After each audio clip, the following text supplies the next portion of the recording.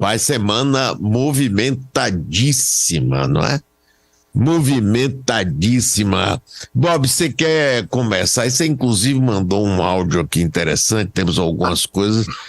Vamos começar aí. Acho que esse áudio está com o Abraão. Abraão que toca, é o coronel Marcelo Pimentel, que não se apresenta como tal, porque ele, sendo um inativo, está, pelo Estatuto dos Militares, legalmente proibido de se apresentar como tal. Eu não sei se está com o Abraão, está no ponto com esse áudio aí, ou Danilo, quem é que está? Tá tudo ok. Mas tem um áudio aí, vamos colocar para a gente ouvir? Você me perguntou sobre essa questão do uso de designação hierárquica, né?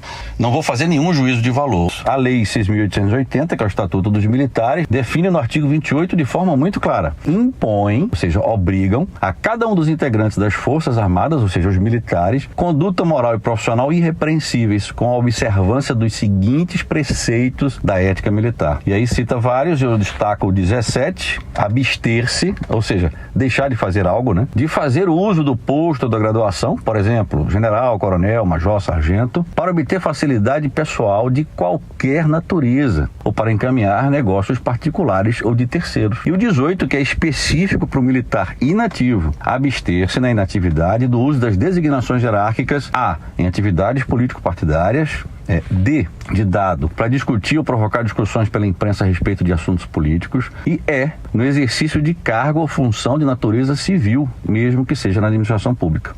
E aí, descendo para o regulamento disciplinar, né, o artigo 14, quando define o que é transgressão disciplinar, deixa claro que é toda ação praticada pelo militar contrária aos preceitos estatuídos no ordenamento jurídico pátrio, ofensivos à ética, que é o que trata a Lei 6.880, aos deveres e às obrigações militares. E o artigo 15 desse mesmo regulamento, que diz que as transgressões disciplinares são todas as ações especificadas no anexo 1 deste regulamento. E aí, quando a gente vai para o anexo 1, o número 1 do anexo 1 é faltar à verdade, o 2, utilizar-se do anonimato, por exemplo, militares que falam em off com a imprensa estão, eles, descumprindo o preceito ético em tese. E o número 9, é transgressão disciplinar deixar de cumprir prescrições expressamente estabelecidas no Estatuto dos Militares, ou em outras leis, regulamentos, etc. E há militares que têm a obrigação de exercer a ação da disciplina sobre esses que descumprem normas disciplinares ou éticas, e que também é transgressão disciplinar não fazê-lo. Por exemplo, no número 5 desse anexo 1, deixar de punir o subordinado que cometer transgressão. Sim, Bob. Bem, o que ele está dizendo aí, resumindo? Todos esses que se apresentam em YouTube, Facebook, General Vilas Boas, Braga Neto, Mourão, vice-presidente da República, todos eles estão descumprindo o básico, que é a lei dos militares. Então, já começa. Eu queria começar por isso para lembrar que quem dirige a CPI do MST apresenta-se, foi eleito como tenente-coronel Zuco. Já está errado. O cara não pode. Se eles não cumprem sequer o estatuto dos militares, o que essa gente vai cumprir? Eu queria começar, se vocês estão vendo, pela CPI do MST, que tem se revelado, como imaginávamos, uma farsa monumental, que, por exemplo, farsa quando o presidente, coronel Zuco, corta a fala de Sâmia Bonfim, deputada, quando ela está falando. Por quê? Porque a Sâmia Bonfim estava descrevendo uma notícia que o tenente-coronel Zuco, presidente da CPI do MST, está sendo também, por ordem da Polícia Federal, investigado por participação e incitação à tentativa golpista do 8 de janeiro. E Ricardo Salles, por sua vez, irritadíssimo com Talília Perrone, também deputada, também a interrompe, rasga o regimento, porque ela estava lendo o prontuário do Ricardo Salles. O Ricardo Salles, acusado de contrabando, numa quantidade de madeira que acho que são 151 mil metros cúbicos, que é a distância entre São Paulo, se fossem toras de madeira esticadas, a distância entre São Paulo e Rio de Janeiro. Então, a CPI, além do mais, está se revelando uma farsa porque está rasgando o regimento. E quem estão lá? Essas figuras todas. E, para completar esse assunto, hoje leio que estão pedindo a censura da Folha de São Paulo e do Globo, e das organizações Globo, 19 parlamentares, entre eles pessoas que se apresentam assim: Coronel Meira, Cabo Gilberto Silva, Coronel Crisóstomo, Cabo Júnior, Sargento Gonçalves, Capitão Alter, Delegado Éder Mauro, Delegado Caveira, Delegado Bili... E aí temos um herdeiro do trono, Luiz Felipe de Orleans Bragança, a figura grotesca de Mário Frias, e assim vai. Sente falta do Cramunhão e do Tinhoso, o resto tem 19 lá assinando. Então, a CPI do MST, além de tudo, é uma coisa absolutamente irregular sob todos os aspectos. Eu acho que depois a gente podia falar disso para não me alongar demasiado. Desde quando o Pazuello participou de um comício, ele militar da ativa, com o então presidente, não aconteceu nada. Mas, Jânio, o seu artigo de hoje, no Poder 360, você fala do Congresso. O Congresso, essa semana, nos brindou com as páginas maravilhosas, não foi? E vai continuar fazendo isso até que o governo se compenetre de que é preciso ter uma outra atitude em relação, principalmente à Câmara, não ao Senado, mas à Câmara, que está decidida a tornar oficial o seu comportamento mercantil. Tudo se faz em torno de liberou emenda, de quanto é a emenda, quantas foram as emendas liberadas e por aí afora. Chega-se, por exemplo, à questão da organização de ministérios. Que ministérios haverá e que função terá cada um deles, etc. O governo cumpriu essa tarefa de se montar, se construir, logo que o Lula assumiu. Então vem uma medida da Câmara questionando essa montagem, que foi feita por meio de medida provisória, e ao quase término de validade dessa medida provisória, sem que Câmara e Senado a tivessem apreciado, ela cairia em nulidade. Voltariam os ministérios à organização e ao número que tinham no governo Bolsonaro. Por que é que isso aconteceu? E jornais e comentaristas e tal disseram que houve um acordo entre Lula e acordo e pedido de Lula a Arthur Lira, presidente da Câmara, e outros acham que o próprio governo atribuiu a liberação, a vitória que teve nesse caso, com a permanência dos seus ministérios como são hoje, como foram montados por Lula, atribuiu isso à liberação de 1,7 bilhão em verbas indicadas, de gasto indicado por deputados e senadores. Mais uma vez funcionou a ideia de mercantilismo, porque a ameaça de demolir essa medida provisória que organizou o quadro de ministérios, por trás dessa ameaça estava a ideia de obter 1,7 bilhão de liberação para indicação de deputados e senadores.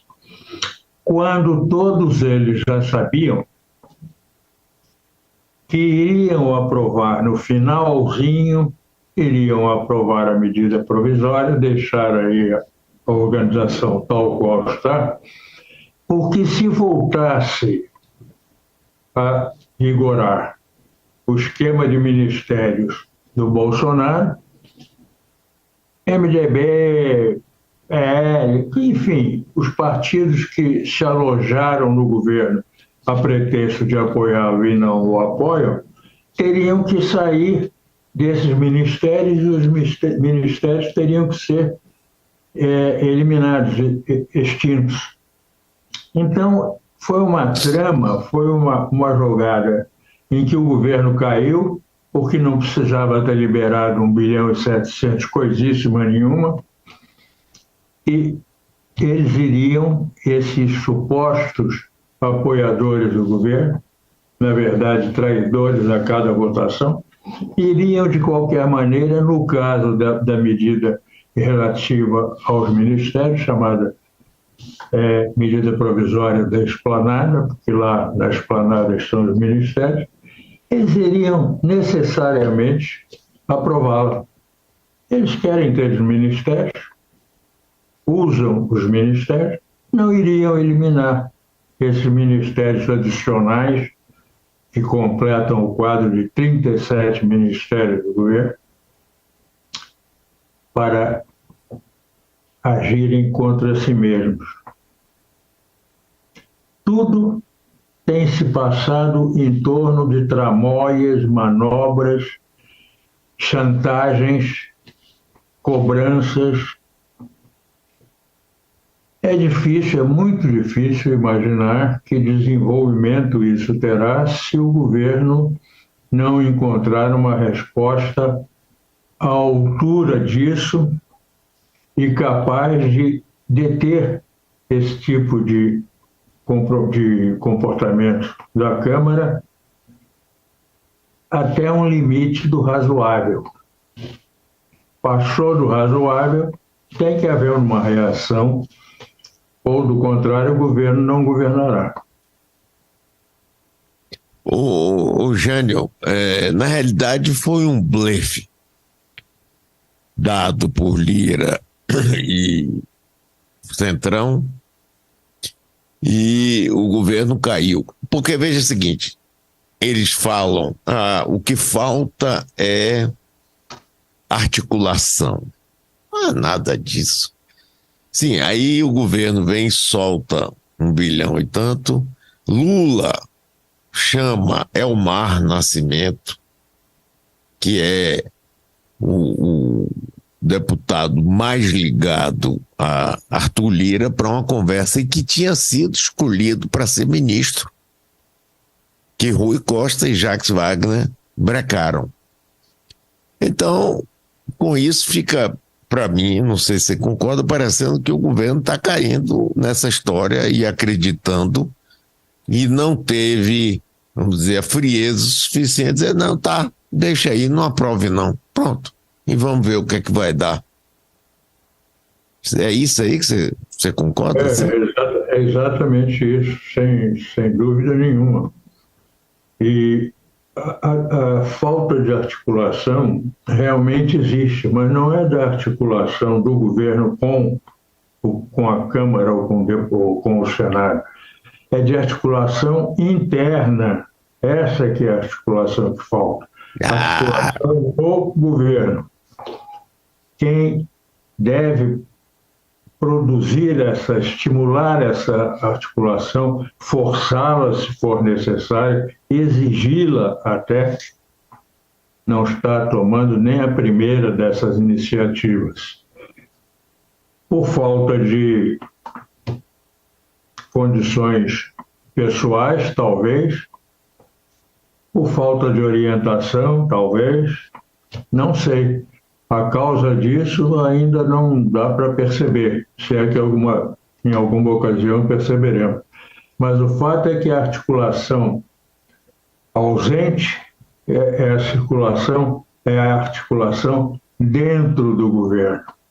Ministros se entendendo com ministros, a hierarquia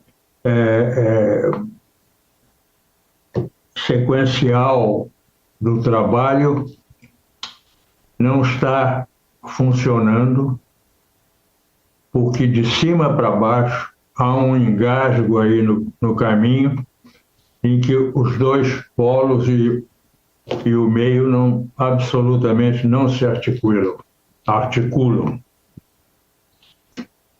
Entendi e concordo com você.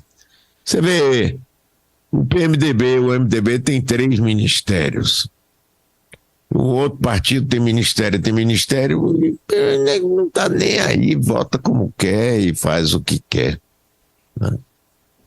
E usam esses ministérios, já estão todos funcionando em termos de eleição, a próxima eleição, não presidencial, a eleição municipal que virá, razão pela qual manter os ministérios, aprovar a medida provisória do Lula criando ministérios, era importantíssima para ele, entendi. Para preparar o seu desempenho eleitoral nos municípios. É com o uso desses ministérios que eles conseguem grandes conquistas, ou pelo menos lutam por grandes conquistas. Então, não iam de maneira alguma mandar essa medida provisória às favas, de jeito nenhum. O interesse era tão deles quanto do governo, embora por motivos diferentes. E aí, Bob, o que é que você acha disso? Bem, eu vou pegar uma vereda no que vocês estão falando aí, porque tanto naquela questão inicial, que depois eu volto, que é a CPI do MST, quanto nesse episódio momentoso da semana, tem um personagem absolutamente decisivo, que é o senhor Arthur Lira. Então, a semana passada, a gente já falava aqui, na Serra Retrasada também, que o jornalismo deveria dar uma visitada a Alagoas para contar quem é esse personagem, praticamente desconhecido, né? Então vamos a alguma coisa dos últimos dias. O Arthur Lira é presidente da Câmara há 2 legislaturas, pendurado numa liminar. Ele foi condenado na Justiça de Alagoas depois da Operação Taturana da Polícia Federal em 2007. Nos próximos dias, que o Toffoli liberou agora, deve ser votado, ou pode ser votado de novo, um processo que está no Supremo Tribunal sobre corrupção passiva. Ao que se diz, Lira tem boas chances nesta questão, mas há outras questões. No domingo, no interior de Alagoas, o senador Renan Calheiros, ex-presidente do Congresso, disse, gravado, que Arthur Lira lavou dinheiro do orçamento secreto em prefeituras de Alagoas. Isso é uma acusação gravíssima. O Ministério Público, obviamente, ouviu e tem que tomar uma providência. Alguém tem que pagar. Ou o Lira, com uma investigação, ou o Renan Calheiros, que é ex-presidente. É uma acusação gravíssima. Alguns alegam, mas o Renan Calheiros... Bem, eu não imagino que a irmã Dulce ou a Madre Teresa de Calcutá teriam o que dizer sobre suposta corrupção no interior de Alagoas. Quem vai falar é alguém que está lá, que mora lá e que conhece esse tipo de jogo. Ainda Arthur Lira, nessa semana, Diego Feijão, rapaz, futucou a declaração de bens dele ao TSE e encontrou que entre 2018 e 2022 ele teve um aumento de patrimônio de 3,5 vezes, de 1.700.000, que eu na verdade acho que é pouco, mas enfim é o que ele declara, saltou para 5.965.000, quase 6 milhões. E na declaração tem um serviço prestado a um certo Rui Barbosa, que não é o nosso grande Águia de Aia, que é lá de Alagoas, que numa empresa prestadora de serviço tem 250.000 prestados. Só que esse Rui Barbosa, em janeiro, saltou para uma assessoria técnica da Câmara dos Deputados. E para onde? Para a liderança do Partido Progressistas, partido do Arthur Lira, e cujo líder é alguém denominado André Fufuca. Né? É difícil de falar, mas é isso. E ontem, mais um torpedo de 27 mandatos de busca e apreensão da Polícia Federal. Um foi contra Luciano Cavalcante, ex-assessor de Lira, dos Liras, e uma das pessoas da maior confiança do presidente da Câmara, atualmente lotado na mesma liderança do Progressistas. Deve encontrar lá nosso grande Rui Barbosa. O motivo da busca e apreensão entre 2019 e 2022, suspeitas de irregularidade na compra de equipamentos de robótica para 43 municípios de Alagoas. De recursos desviados, segundo a investigação, do FNDE, Fundo Nacional de Desenvolvimento da Educação. Prejuízos de ao menos R$8.100.000 para os cofres do distinto público. As manchetes sobre Arthur Lira de ontem para cá. No muito bem informado repórter do Nordeste, de Odilon Rios, que é lá de Alagoas, operação da PF atinge o coração do União Brasil, chefiada em Alagoas por Arthur Lira. Fábio Costa e Alfredo Gaspar, diz Odilon, os dois foram eleitos para as vagas de deputado federal e são da cota de Lira em Brasília. Título no UOL, uma fotaça que eu peço que, por favor, o nosso amigo Danilo, se tiver aí essa foto, que tem uma foto grande e uma manchete, enquanto eu vou lendo aqui, ele localiza lá. Título no UOL: funcionário de Lira é alvo de operação da Polícia Federal. Título na Folha: auxiliar direto de Lira é alvo em busca da PF em caso de desvios em kit de robótica. A resposta de Arthur Lira foi: cada um é responsável pelo seu CPF nesta terra e neste país.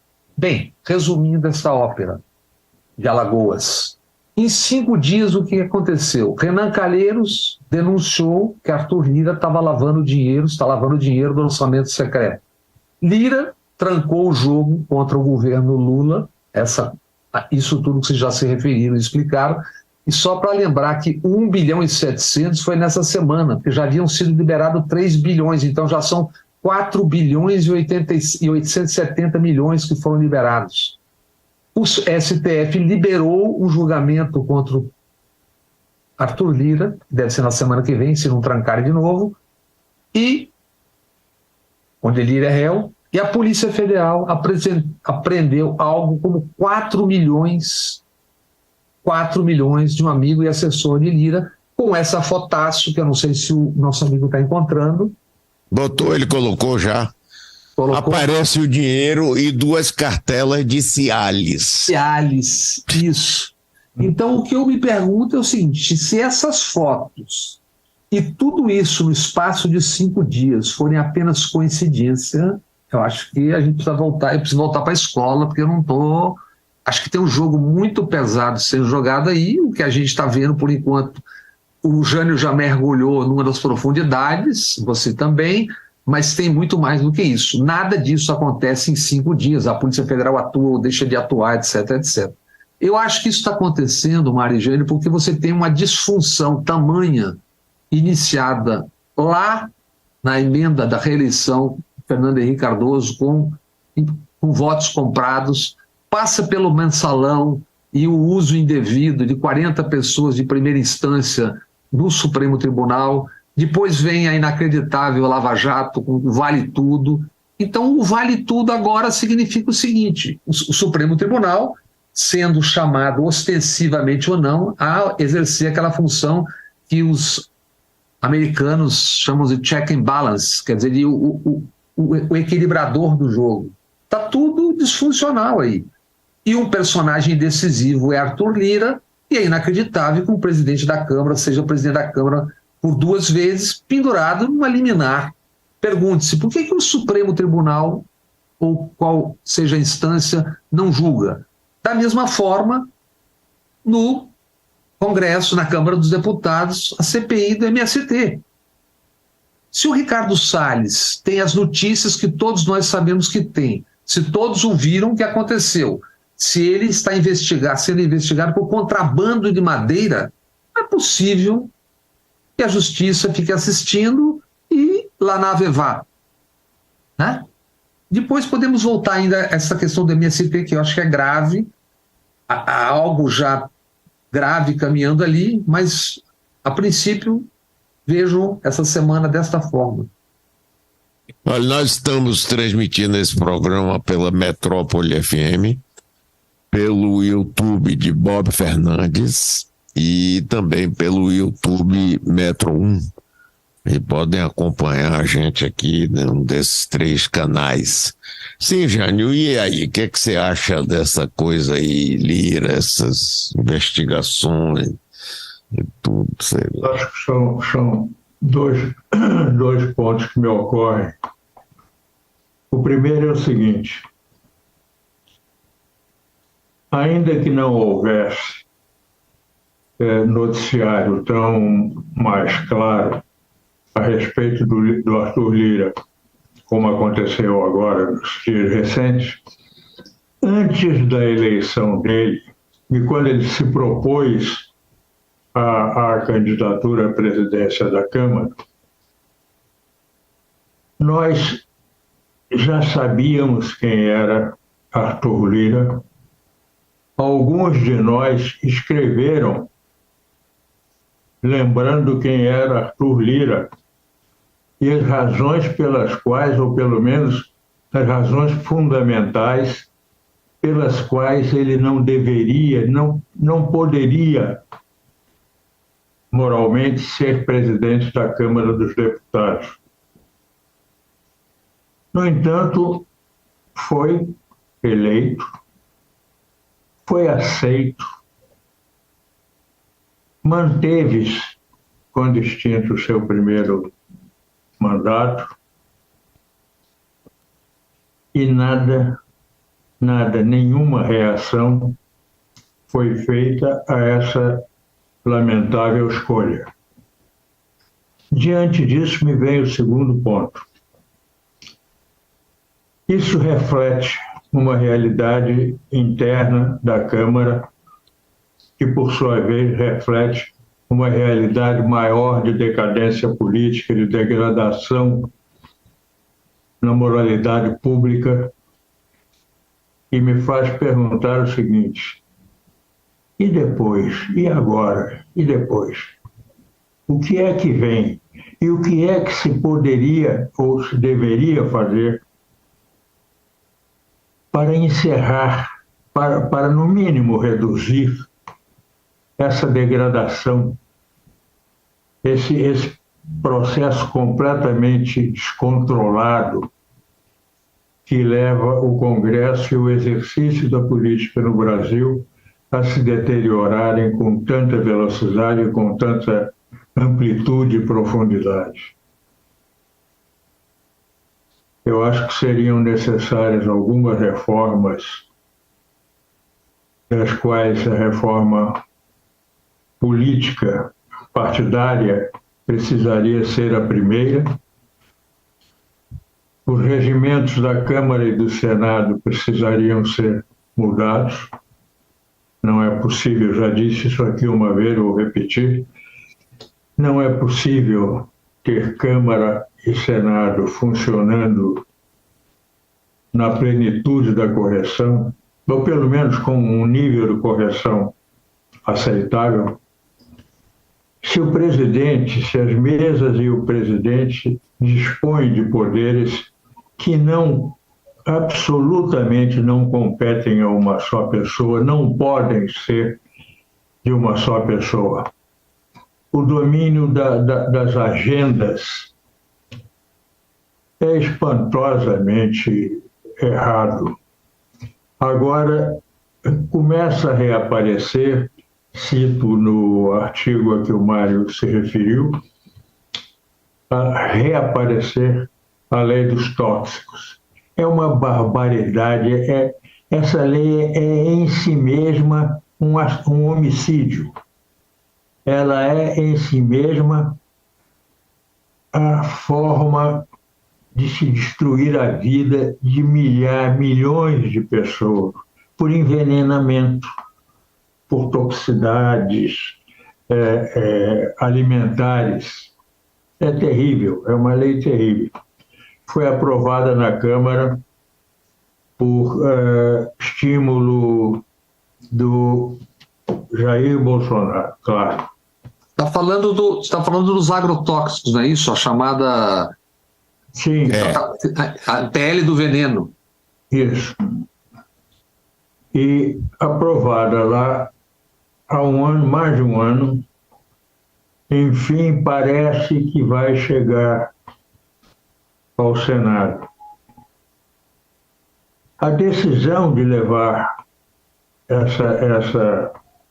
esse projeto de lei à votação é uma decisão tardia, triste, mas prevista nos regimentos da Câmara, do Senado, da legislação, da tramitação de processos. É possível que isso seja correto, em algum ponto, tramitar um projeto e chegar a ser aprovado na Câmara, um projeto que representará a quebra da saúde e certamente de muitas vidas, de muitos milhões de pessoas, não só do agricultor, sobretudo do consumidor, do ingênuo consumidor, do consumidor que paga por aquele produto, paga para se envenenar, para ser envenenado. Isso não tem cabimento, não é possível a tramitação de um projeto desse num Congresso limpo, honesto, íntegro, patriótico, cívico, não é possível.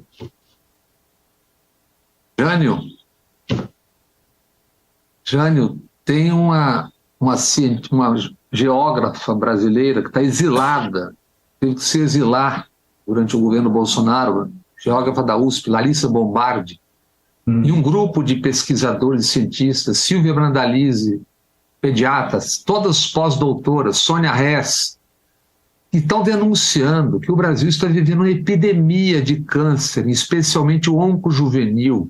Estão denunciando. A Larissa Bombardi fez um atlas desse tamanho, lançou na Europa, mostrando para os europeus como é que essas agências, essas indústrias que estão fabricando agrotóxicos, eles estão recebendo de volta o que vendem como alimento. Mas é como se falasse por vazio. Por quê? Porque tem um bombardeio na televisão dizendo que o agro é top, o agro é tudo e o agro... Não, Bob, ontem, boa parte do Jornal Nacional, eu não tenho assistido, mas ontem calhei por assistir. Boa parte foi mostrando o crescimento do PIB todo em cima do agronegócio, Isso. meu amigo. E a novela das 9, chama-se Terra e Paixão, é o agro, e o BBB, aquele programa hilário que tem no começo do ano, fica 3 meses do ar, é cheio de cowboys do agro. E é isso, e as pessoas não estão vendo. Eu medi a água de casa, gente. O Butantan, sabe o que deu? 27% plástico. Por quê? Porque as companhias de água só medem micro-organismos. Então, todo o anticoncepcional feminino que cai na água, por exemplo, volta e as pessoas bebem. Problemas hormonais. A Bayer, Monsanto, foi processada nos Estados Unidos, está pagando 10 bilhões e 900 milhões de dólares pelo uso do quê? Do azorra que usa no glifosato, que usa na soja, que é o veneno mais usado no Brasil, com 5.000 partículas a mais na água. E é esse veneno que está atacando a Amazônia toda, é a soja. E as pessoas fazem de conta que não estão enxergando. Essa doutora Silvia Brandalize, por exemplo, deu entrevista dizendo o seguinte: você tem uma epidemia de câncer oncojuvenil, crianças de 2 anos com pelos pubianos e mama, com seios. E as pessoas não estão vendo. O Ailton Krenak, que é um grande conhecedor de questões, ele está dizendo que o Brasil vai viver uma Baía de Minamata. Você sabe quantos milhões, eu até anotei ontem, 3 milhões de quilos de mercúrio foram despejados na Amazônia nos últimos 20 anos, só no governo Bolsonaro, 100 toneladas de mercúrio na água. E isso não tem companhia nenhuma, filtra isso. Então o que você está dizendo, Gênio, é isso.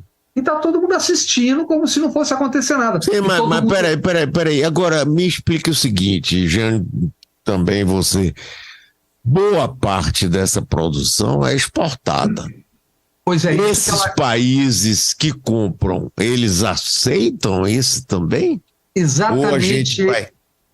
É começar a ter exatamente esse o problema. papel que a Larissa Bombardi teve que se deixar o Brasil, porque assaltaram um assalto estranhíssimo na casa da mãe, que não levaram nada, ameaçaram. Ela fez 2 atlas desse tamanho, com dados do governo federal e mostrou para os europeus, no Parlamento Europeu, e ela discursou na ONU outro dia, dizendo o seguinte: vocês estão comendo e bebendo de volta o veneno que vocês vendem para a gente. Então, isso está movimentando a comunidade europeia. Por isso, tais medidas da comunidade europeia exigindo que, a partir do ano que vem, os alimentos tenham procedência verificada, a madeira tenha procedência verificada. Essa é uma epidemia que está matando e adoecendo gente no Brasil silenciosamente, porque não tem dinheiro, e como o agro é pop, o agro é tudo, e o agro está na Globo, vai todo mundo engolindo e ninguém cuida disso como deve. Ô, Jânio, mas você não acha, Jânio, que isso vai acabar rebatendo a China, que compra tantos alimentos nossos aqui, vão aceitar esse processo de envenenamento? A China hoje é uma das grandes produtoras também deste veneno, que comprou a empresa suíça. Ela é uma das 4 grandes, nas grades... Sim, mas ela quer para a população dela também isso? Acho que eles, por enquanto, não estão nem pensando nisso, infelizmente.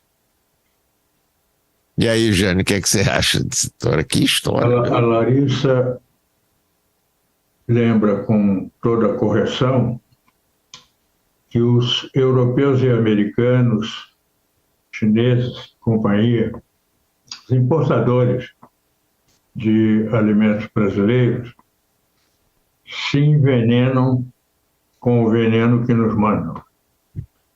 Mas o pior é que nós, brasileiros, nos envenenamos com esses venenos e até com os venenos que os americanos e os europeus e os chineses vetaram, não usam.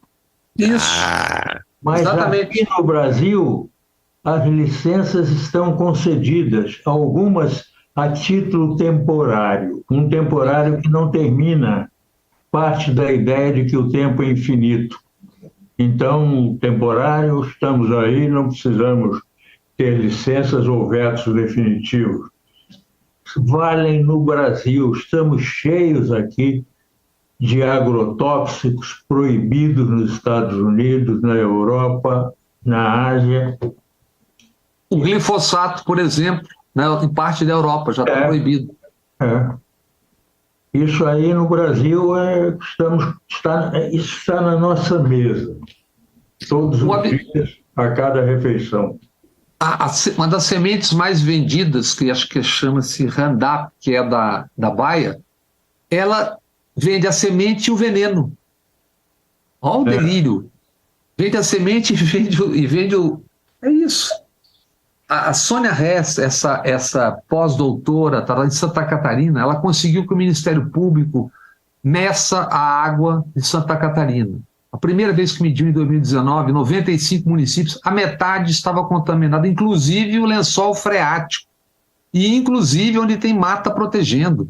Quer dizer, as pessoas não têm noção do que o Brasil está vivendo, comendo e bebendo, e esse é uma coisa que vai explodir inevitavelmente a qualquer hora, porque é só falar com qualquer médico ou com qualquer amigo, você vai sabendo que alguém tem isso, alguém tem aquilo, alguém numa quantidade absurda e que só tem uma explicação, que é o ataque ao meio ambiente. E há um problema adicional ao lançamento disso sobre a safra, que em breve será negociada, que é a penetração desse agrotóxico na terra. Se retirada a planta que foi intoxicada, nem por isso o agrotóxico que já está na terra deixará de influir na formação da próxima safra. Então, há um acúmulo, porque essa nova safra vai receber mais agrotóxico. Há um acúmulo de agrotóxico na terra que terminará por invalidar essa terra para a agricultura. A ela restará o destino que não será aplicado de receber asfalto e olhe lá. E tudo isso que nós estamos falando tem a ver com a CPI do MST também. Isso é que é o problema. Tudo isso tem a ver com a mesma coisa. Por exemplo, o Supremo Tribunal se viu obrigado a referendar uma decisão que foi tomada há 10 anos ou 11 anos já pelo governo do Ceará, que proibiu pulverização aérea. É o único estado do Brasil porque a pulverização aérea joga o veneno onde o vento leva. Há 2 anos, por exemplo, um pedaço da safra de vinho, de uva do Rio Grande do Sul foi perdido porque o veneno correu pelo vento e matou tudo. Pois o Supremo se viu obrigado a dizer, não, o Ceará tomou uma medida certa. Da última vez que eu vi, vocês sabem quantos fiscais mediam a pulverização aérea no estado de São Paulo? 15 fiscais para o estado de São Paulo. E aí, só para voltar então já ao assunto do MST, que eu acho que é importante e tem a ver com tudo isso. O tenente-coronel Zucco é irmão do general Marcelo Zucco, que é o comandante do 1º Batalhão de Infantaria da Selva, em Roraima, exatamente. No momento ele está no sul do país por problemas pessoais. Mas ele cuida exatamente, ou cuidava esse batalhão, dos Yanomamis, da área dos Yanomamis. No ano passado, a uma entrevista local lá em Roraima, o general respondeu por que não faziam operações na área de garimpo. Demora muito, são lugares de difícil acesso. E o principal empecilho para o Exército seria a questão cultural. Tem muito trabalhador envolvido com o garimpo. O garimpo ilegal é crime, são criminosos. Por que fazem isso? Porque, como você bem nota no seu artigo de hoje, e muito antes da ditadura, desde sempre, a visão militar é essa. Os indígenas têm que ser integrados na marra, no tapa, e suas terras têm que ser invadidas e tomadas. Então, eu estou vendo essa CPI do MST, que eu acho escandalosa, e o que está fazendo o governador de São Paulo, o capitão da reserva, Tarcísio de Freitas, no momento? Está fornecendo o desconto de 90% para terras devolutas. Terras devolutas, que são terras que, como diz o nome, devem ser devolvidas ao Estado. São terras públicas ocupadas por particulares, não pelo MST, e por latifundiários. Tem uma ação de constitucionalidade no Supremo Tribunal contestando isso, mas é o que está acontecendo exatamente agora. Terras devolutas vendidas com 90% de desconto. Terras devolutas ocupadas por grileiros brancos e ricos, não pelo MST. É isso. Não por acaso o MST está chamando isso de lei da grilagem. E é essa gente que montou essa farsa do MST, da CPI do MST. Eu pergunto uma coisa para os digníssimos ouvintes e espectadores. O que tem prejudicado mais o Brasil?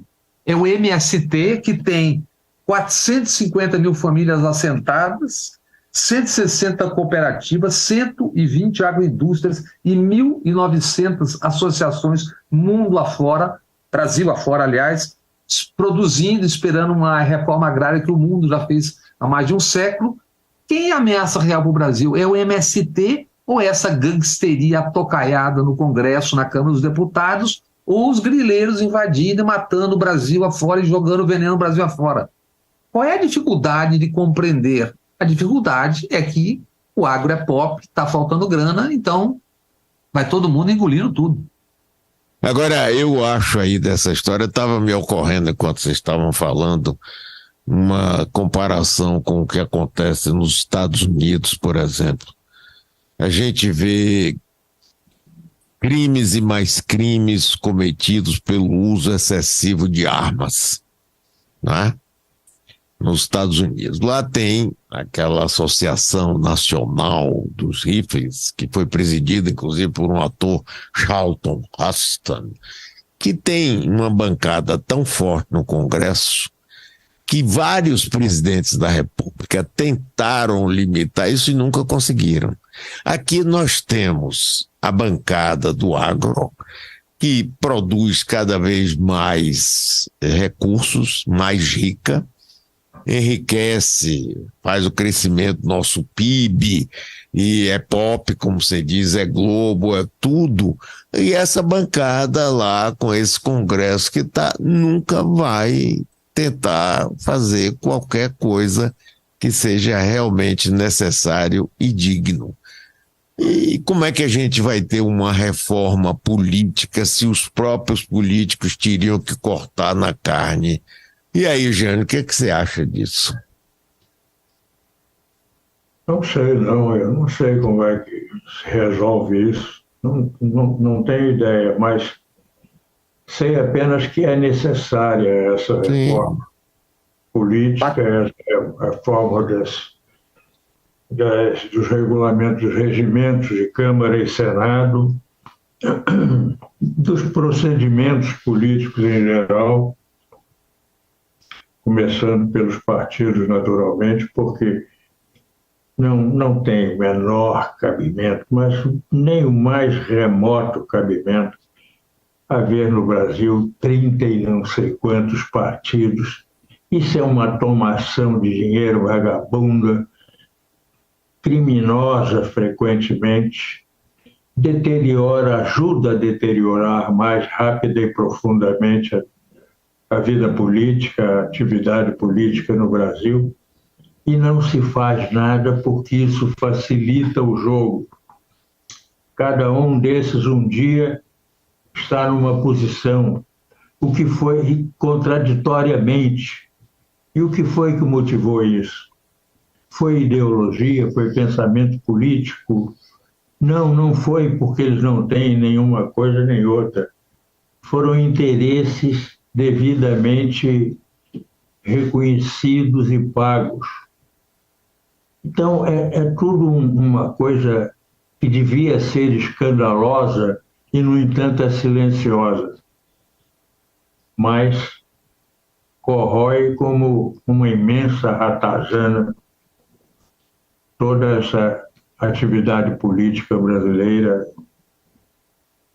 e governamental. Mário, só lembrando que tem as outras bancadas, BBB, Boi, Bala e Bíblia.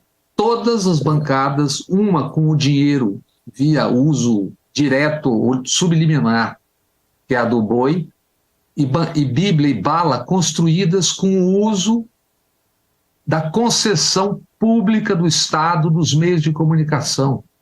Esse é um problema, por isso que é tão difícil de mexer, porque vai ampliando, a cada eleição eles vão ampliando mais, ampliando mais, ampliando mais. Eu não vejo uma saída, salvo numa situação que a coisa melhore economicamente, exija ambiente, isso é uma quimera, óbvio, que se possa convocar mais adiante, não agora, longe disso, que seria um desastre maior ainda, uma constituinte exclusiva, não de parlamentares, exclusivamente eleita para poder fazer uma modificação. Porque isso não vai ser feito, não há como fazer essa modificação, não há voto dentro do Congresso, pelo contrário. O Congresso pretende avançar e piorar mais ainda tudo que puder. Então, não vejo em médio prazo, isso poderia ter sido feito, essa reforma política, entre 2006 e 2010, que havia força suficiente. Não há como esse Congresso, ou o próximo, que será, como dizia Ulisses Guimarães, esperem o próximo, né? Não há como isso se autorreformar. Se houver em algum momento um ambiente econômico que a pacifique um pouquinho, que permita se conversar minimamente de maneira razoável, talvez isso, uma contínua exclusiva, não de pessoa que permanecerá lá. Eu não vejo, isso aí não tem como arrumar desse jeito, não. Quem tem me chamado um pouco a atenção é o Rodrigo Pacheco, presidente do Senado. Ele, ao ascender à presidência, se mostrou uma pessoa fraca, oportunista, dúbia, inconfiável por um lado ou por outro, no que era não a mineiridade, mas a mineirice dele, o mau uso da mineiridade. E, no entanto, com o passar do tempo, tenho a impressão de que, pelo fato também de ter visto que não dava para sair candidato à presidência, que evidentemente era uma das atenções dele no início do exercício da presidência do Senado, ele entrou num processo de construção de si mesmo que já o levou, inclusive, a atritos de rompimento de relações com o Lira. Tentam restabelecer essas relações, que nunca mais serão como foram, mas há um processo de construção de um político que está trabalhando bem há algum tempo, no presente está trabalhando muito bem, com muita atenção para as necessidades imediatas que possam evitar situações críticas e com a projeção de consequências positivas para o Senado. Espero que ele continue assim, para consolidar a minha ideia, a minha suposição de que é possível melhorar a Câmara e o Senado através de pessoas, como a Câmara melhorou, e muito, ao tempo do filho do César Maia, do Rodrigo Maia. Caiu depois nas mãos de Eduardo Cunha. É muito natural que, como consequência, se viesse a ter o Arthur Lira. Porque o processo iniciado pelo Rodrigo Maia, foi interrompido pelo Eduardo Cunha, sobre o qual, aliás, vale a pena fazer um breve comentário aqui. Ele acaba de ter anulados os seus processos. O que é que acontece com ele, então? O Eduardo Cunha recusou-se a fazer delação premiada. A Lava Jato previa recolher uma dinheirama do Eduardo Cunha por ter sido acumulada indevidamente. O Eduardo Cunha simplesmente disse: não faço delação. Cumpriu 5 anos. Dos 19 a que já estava condenado e seria condenado a mais ainda. Então, a consequência disso, cumpridos os 5 anos, que não o afetaram fundamentalmente, como se tem visto do trânsito dele por Brasília e companhia, e ele hoje está livre, liberado ao fim de 5 anos, está livre e com a fortuna que ele havia acumulado. Só pelo fato de que não aceitou o único jogo que a Lava Jato sabia fazer, era peitar as suas vítimas para que aceitassem a delação premiada, que por sua vez era induzida no conteúdo pelos próprios procuradores. O exemplo definitivo para isso, para o direito, é o do Antônio Palocci, que foi capaz de dizer as piores canalices para sair com a dinheirama com que saiu. E mentindo. Permitida, concedida a ele pela Lava Jato. Ah, tá bom, então cumpriu direitinho o plano da delação, sai com a sua grana gigantesca, com o seu tesouro, e é ele detentor de pelo menos 100 milhões, que foi a quantia já constatada como propriedade dele há 1 ano e picos atrás. Eduardo Cunha foi o esperto. Jânio, eu queria dizer que, primeiro, que eu concordo integralmente com a sua percepção sobre Rodrigo Pacheco. É a mesma impressão que eu tinha no começo. Eu acho que eu tenho um ponto de inflexão quando ele não só permite, como se agrega aquele comício que teve em frente ao Congresso, feito com Caetano Veloso em favor dos indígenas, etc. Ali eu tenho a impressão que tem um ponto de inflexão.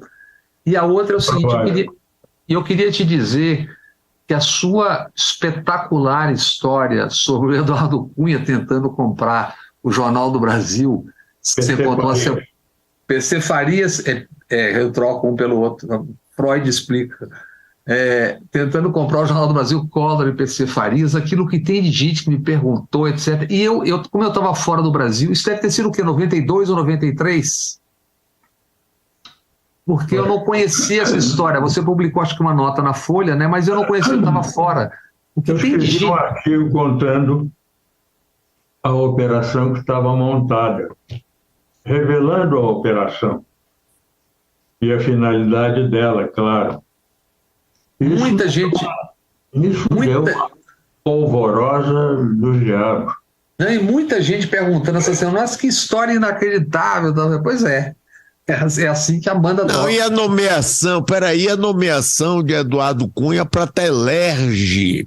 É isso. Que era a empresa telefônica da cidade mais importante do país, o Rio de Janeiro, do ponto de vista político, inclusive, para ele fazer todas as escutas que ele quisesse e que PC quisesse. Rapaz, essa história que Jânio contou, eu tive a oportunidade de recontar várias vezes, citando sempre o autor, porque é fantástica. Agora, outra coisa, esse negócio de Ricardo, do Rodrigo Pacheco, rapaz, é exatamente a minha percepção. Quando ele começou, eu achava ele aquele sujeito assim, que impostava a voz. Você achava mais importante do que o Ray Charles. Mas depois, realmente, e hoje pode ser, Jânio tá aí, tá certo. Que bom, rapaz, que a gente aparece aí, Jânio, que você levanta isso para poder dizer, bom, tão perdido, mas nem tudo está tão perdido, né? Alguém está fazendo o que deve ter feito, né? Pois é. E há pessoas corretas no Congresso. São uma minoria mínima, mas já. Não há dúvida que há. Se essas pessoas tiverem oportunidade, ou se algumas que não pertencem a esse segmento dos corretos forem capazes de se reformar, de se reconstruir, é possível que, sem uma reforma propriamente, se chegue a um Congresso bastante razoável. Como, aliás, o Senado já é em relação à Câmara. O Senado tem sido sinuoso, mas frequentemente chega a ser um Senado aceitável, razoável. E é claro que agora, com essas comissões, esse negócio aí está dando péssimas demonstrações, porque não há como fugir sempre da chamados maus elementos, dos marginais que infestam a política. Tanto é. Pois é, pessoal, olha, chegou o momento que, com tristeza, eu tenho que encerrar o programa, e hoje uma tristeza dupla, porque eu não vou poder nem dizer a Jânio que vou para a praia, porque o tempo aqui está horrível. Né? Então... Olha, vem para o Rio porque o céu está aberto, o mar devidamente azul, de razoável tranquilidade, e traga até a sua máquina fotográfica, porque é sempre bom levar daqui algumas imagens que você a cada dia reveja. Próxima semana eu vou com certeza. Como eu farei com Salvador quando, e se pudesse, voltar a Salvador. Voltará, mas próxima semana pode ter certeza que estarei no Rio de Janeiro e com câmera fotográfica e tudo. Um abração, querido Jânio. Para você, obrigado. Para você. Um abração. Muito obrigado, Bob, muito obrigado. Abração, Jânio, abração, Mário. Nos vemos na próxima semana, não sei exatamente em que dia, mas nos vemos na próxima semana. Sim, esse papo da gente é fantástico, uma maravilha. Um abração para todos vocês.